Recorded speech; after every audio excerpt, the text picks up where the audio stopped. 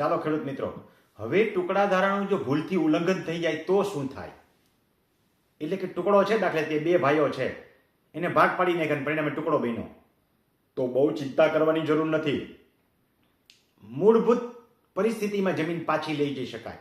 આના માટે 250 રૂપિયા દંડની જોગવાઈ છે. ઉપરાંત હવે નવી જે છે જંત્રીના 10% સુધીની મેક્સિમમ જોગવાઈ છે, પણ એ તો તબદીલ થઈને આવેલી જમીન માટે થઈને છે. તો ટુકડા ધારાની કલમ 9માં જણાવ્યા મુજબ ટુકડાની તબદીલી થાય તો એ વિભાજનની કાર્યવાહી નિરર્થક થાય, આટલું જ છે. એના માટે બહુ બીક રાખવાની જરૂર નથી. કાયદાની સ્પષ્ટ જોગવાઈ હું તમને બતાવું છું. ટુકડા ધારાની અંદર સ્પષ્ટ વંચાઈ છે, જુઓ જઈએ. એકદમ મોબાઈલ સ્થિર રાખીને જોવો છો તો ટુકડા ધારાની કલમનો ભંગ થાય તો આવી કાર્યવાહી નિરર્થક થાય અને 250 રૂપિયા 250 રૂપિયા જે છે એ દંડ વસૂલી શકાય. અને જમીન મૂળભૂત જે જોગવાઈ હોય, એટલે કે જેના નામે 7 નંબર હતું એ મૂળ નામે એ પાછી ફરે, આવી જોગવાઈ છે. અને આનાથી વધુ નહીં એટલો દંડ કલેક્ટર છે એ ઠરાવી શકે.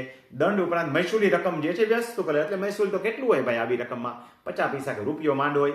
અને આ રીતે એ જમીનનો કબજો ધરનાર વ્યક્તિ જે છે સંક્ષિપ્તમાં એ બી હાકલપટ્ટી થઈ શકે. પરંતુ હવે જમીન જો વેચાતી લીધી હોય તો શું થાય? વેચાતી લીધી હોય તો આ ઉપરાંત જે માર્કેટ વેલ્યુના, એટલે કે જંત્રી જે હોય એના 10% ઘણી નથી, 10% રકમ, એટલે 1 લાખ રૂપિયાની જંત્રીની કિંમત નક્કી થયેલી હોય તો 10,000 રૂપિયા સુધીનો દંડ અને 250 રૂપિયા બીજા, આટલો દંડ થઈ શકે. પરંતુ મહત્વની જોગવાઈ છે ટુકડો ખરીદનારની હાકલપટ્ટી થાય અને જમીન મૂળ માલિકને જાય તો એને પૈસા ખર્ચા છે દસ્તાવેજનું, એનું શું થાય? તો દસ્તાવેજની રકમ વસૂલવાનો એ દાવો કરી શકે, જમીન એને મળે નહીં. આવી ચોખ્ખી જોગવાઈ જાણો અને સમજો કે આવી જમીનનો કબજો ધરાવનાર વ્યક્તિની હાકલપટ્ટી થાય. હવે અહીંયા દસ્તાવેજની રકમ લખવાની જરૂર નથી, કારણ કે ટુકડાધારો છે, એ ટ્રાન્સફર પ્રોપર્ટી એક્ટની નિયમ લાગુ પડે. તો આ પ્રક્રિયા જે છે એ પણ ટુકડાધારાની જોગવાઈમાં આપવામાં આવી છે. ટુકડાધારા અંગેની મહત્વની વાત આપણે અહીંયા પૂરી કરી 3 વિડીયોની અંદર. યુટ્યુબની અંદર જઈને રમણીભાઈ કોટલિયા લખજો એટલે એકત્રીકરણ અંગેના હવે નવા વિડીયો તમને મળશે. આની પહેલાના વિડીયો બધા તમને જે છે એ ટુકડાધારાની જોગવાઈ અને એમાંથી કેમ બચવું તથા ટુકડાધારાની જોગવાઈનો ભૂલથી જો ભંગ થઈ ગયો હોય તો શું થાય, એ બધી બાબતો તમને આમાં જાણવા મળશે. યુટ્યુબની અંદર જે રમણીભાઈ કોટલિયા લખતા રહેજો એટલે અમને અવનવી વિગતો અને લગભગ 1200થી વધારે વિડીયો મુકાઈ ચૂક્યા છે ત્રણેય ચેનલની અંદર થઈને, એટલે તમને રેવન્યુના 100% નિષ્ણાંત થઈ જશો.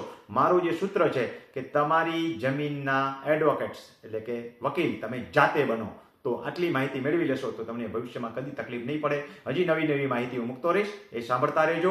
હું કોઈને મારી યુટ્યુબ ચેનલ લાઇક કરવાનું કહેતો જ નથી, પણ ઘણા ખેડૂતો એમ કહે છે કે ભાઈ અમને તમારા અમુક વિડીયો મળે છે, અમુક મળતા નથી. તો એના માટે હું કાંઈ નહીં કરી શકું. તમારે એક વખત ચેનલ જે છે એને સબસ્ક્રાઇબ કરી લેવી. હું કોઈને સબસ્ક્રાઇબ કરવાનું કહેતો નથી, પણ તમારે રેગ્યુલર ધારાવાહિક જોવી હોય તો ચેનલ ઉપર આવવું પડશે. છૂટક તમને ક્યારેક મળતા રહેશે, એમાં તમારી કન્ટિન્યુટી જળવાશે નહીં. તો એ પણ ખેડૂત મિત્રોને ખબર ન પડતી હોય તો ભાઈ વારંવાર સબસ્ક્રાઇબ કરવાની નથી. એકવાર સબસ્ક્રાઇબ કર્યા પછી એને ફરીવાર સબસ્ક્રાઇબ કરવાની જરૂર નહીં. 3 ચેનલ છે તો 3 ચેનલ જોતા રહેજો.